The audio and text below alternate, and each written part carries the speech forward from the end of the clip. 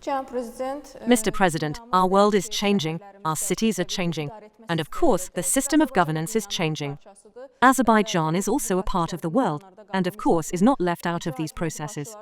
For example, heads of the executive authority are replaced by special representatives of the president, holdings are created to run large organizations from a single platform, and so on. My question is related to your order.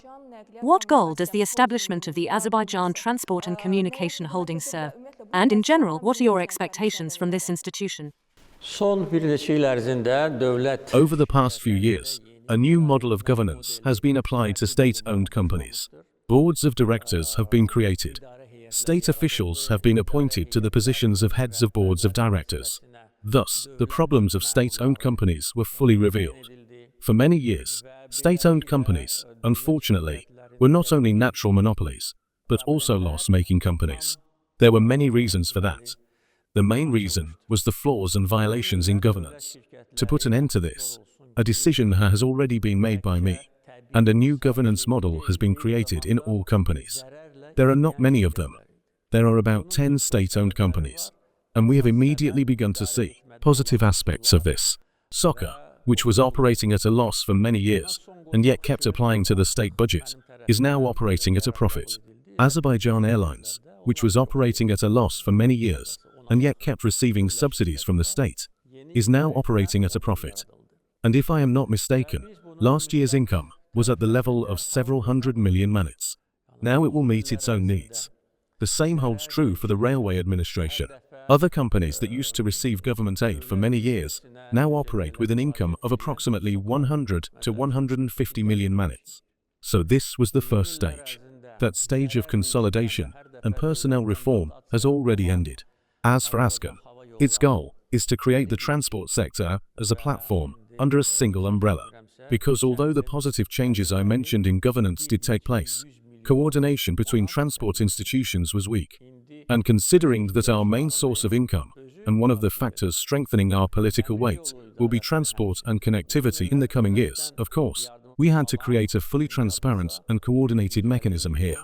There are many examples, for instance, related to freight transportation. For the Caspian Shipping Company, it is more profitable to transport one type of cargo.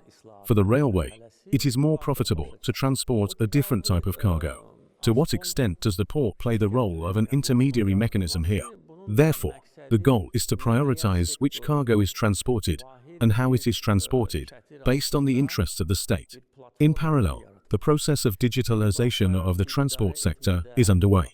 Necessary measures have been taken, and instructions have been given in this direction, including the ability of the sender to constantly monitor his cargo during customs clearance, and artificial obstacles, violations, as well as natural delays, will be eliminated, because we must make the East-West transport corridor more economically viable through the correct regulation of tariffs.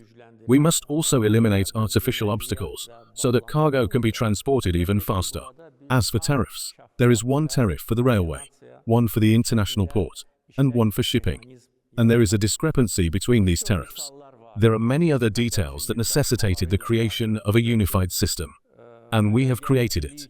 I am sure that the institution to be formed will soon prove effective. In parallel, urban transport problems are also in sight. We once implemented a number of major projects to ease urban transport and reduce traffic jams. Many people may have forgotten about it now. The younger generation may not even know about that. There were so many problems in the past. Even the number of circles people had to make to get from here to the city. The Mardakan roundabout, the Sabanchu roundabout, the Korolu roundabout, then the Surakani roundabout. There are traffic jams at every roundabout. The airport city road had only 4 lanes, but it actually had 3 lanes. The second road, what we call a concrete road, did not exist at all. It would take time to list these. This is why a number of tunnels and road junctions were built in the past. But now we see that the number of vehicles is still increasing. People are buying more cars, and economic activity is increasing. Again, the city is beginning to choke on traffic jams. This is why this issue was highlighted as an assignment by me. The master plan has actually been prepared now. There are issues of coordination between bus transport and metro here. We have recently put several metro stations into operation, but this is not enough. and 10 new metro stations will be built on my instructions. Their locations have also been selected, and starting this year, investments will be made. At the same time, the first 7 to 8 projects have already been selected to implement new road infrastructure projects in Baku. International experts have been involved. Which roads should we give priority to? Sometimes a new road is opened, but it leads to an increase in traffic jams, not a decrease.